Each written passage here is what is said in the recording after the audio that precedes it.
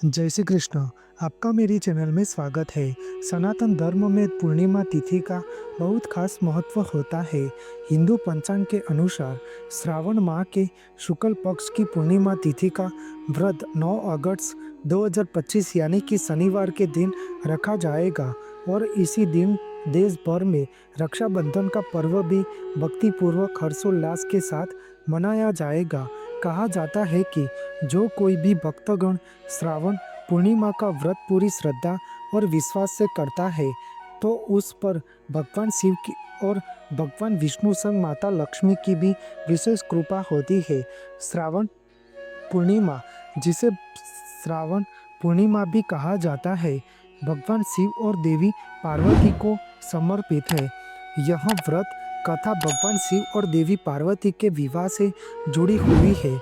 कथा के अनुसार माता पार्वती ने भगवान शिव को पति के रूप में पाने के लिए 16 सोमवार का व्रत किया था। श्रावण पूर्णिमा के दिन भगवान शिव ने माता पार्वती को अपनी पत्नी के रूप में स्वीकार किया था। इस दिन बहनें अपने भाइयों की कलाई पर राखी बांधती है और उनकी लंबी उम्र की कामना करती है। यह पूर्णिमा श्रावण शुक्ल पक्ष की पूर्णिमा के दिन आती है। इस तरह से एक साल में कुल 12 पूर्णमासी पूर्णिमा होती है। कभी अधिक मास के कारण एक साल में 13 पूर्णिमा भी हो सकती है। इस पूर्णिमा तिथि के दिन लोग व्रत, गंगा स्नान और सत्यनारायण की कथा करते हैं। जिस दिन चंद्रमा 16 कला में पूर्ण स्वरूप में दिखाई देता है, उस दिन पूर्णिमा की तिथि होती है। श्रावण पूर्णिमा की तिथि पर भगवान शिव, माता पार्वती और भगवान सत्यनारायण की पूजा की जाती है। धार्मिक मान्यता के अनुसार श्रावण पूर्णिमा का उपवास रखने से मनुष्य के सर्व दुखों का नाश होता है और भगवान शिव की पूजा अर्चना करने से जीवन में धन, ऐश्वर्य, आरोग्यता, बल, बुद्धि इत्यादि का आशीर्वाद प्राप्त होता है। श्रावण पूर्णिमा तिथि की कथा इस प्रकार है कि प्राचीन समय में एक नगर था। उसमें तुंगध्वज नाम का राजा राज्य करता था। उस राजा को शिकार करने का बहुत शौक था। एक दिन वह जंगल में शिकार करने गया और शिकार करते करते जब वह बहुत थक गया तो वो थकान दूर करने के लिए एक बरगद के पेड़ के नीचे जाकर बैठ गया। वहाँ उसने देखा कि कई सारे लोग एक साथ मिलकर भगवान सत्यनारायण की पूजा कर रहे हैं।